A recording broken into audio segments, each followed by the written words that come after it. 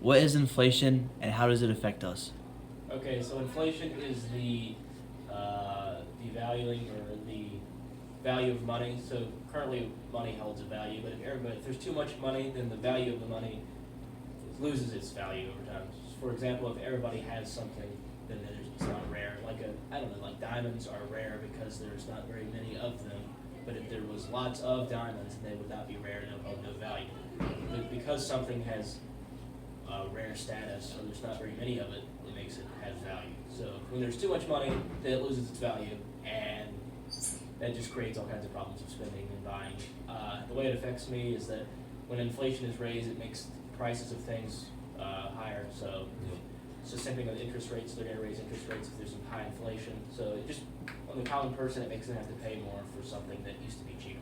You know, like he said, interest rates, stocks and bonds, just the general cost of living, all of it goes through the roof. It's due to supply and demand. Like, you'll have money, but like there's too much money and there needs to be less money, so it's worth more.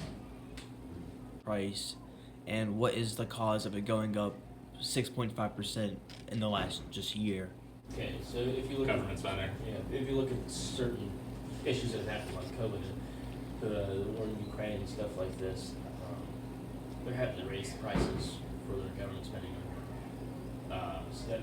There's lots of factors like that, social and economic stuff that can create slower down on the common person. It just trickles down, I guess. Going back on the supply and demand, like when COVID hit, they weren't able to produce products, and now the production rate's behind, and so they're trying to make up for it with making more, and it's costing more and more money to mass produce more than regulated. Yeah, the government here is taking more money like towards themselves than they're putting in. So like things are costing more because there's less of it. As you said, shortages on things cost more due to that as well. Okay, so due to supply chain issues, steady demands, and energy uncertainty, what is the right thing to was it right for the prices to be raised? Yeah, I guess that's probably the only option that they would have had, or everything would just eventually crashed, or they wouldn't be able to afford to do what they do.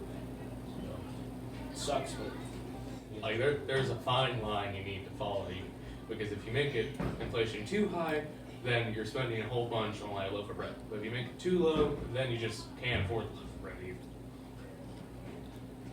So what are some negative effects of inflation? higher interest rates, so like buying a house or a car,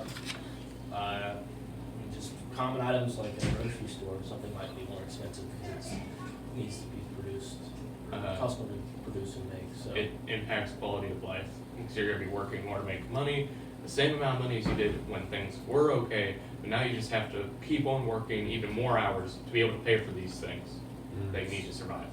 It affects the stocks and bonds too, like buying stocks costs more to keep it, buy and keep a stock, and if you lose that stock, you could lose more money now than you would have, say, I don't know, 8 years ago? Yeah, Michael, so we're going to keep up on what you just brought up with how people are working more and they're still getting paid the same as before the prices were increased, but now they have to work maybe overtime or something to kind of balance out the increase. But because of inflation, how is it affecting the wage of jobs? Well, minimum wage stays about the same, but places are trying to raise it to combat inflation.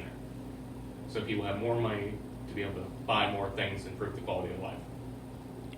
But it's like a tricky cycle, because if we raise minimum wage, then that means we have to make more money to pay them, so that in turn is causing inflation. Well, that's the fine line I was talking about earlier.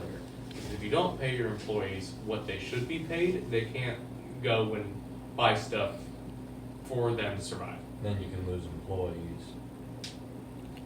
Okay, and what are ways to slow down inflation? lower government spending and raise interest rates is one of the most.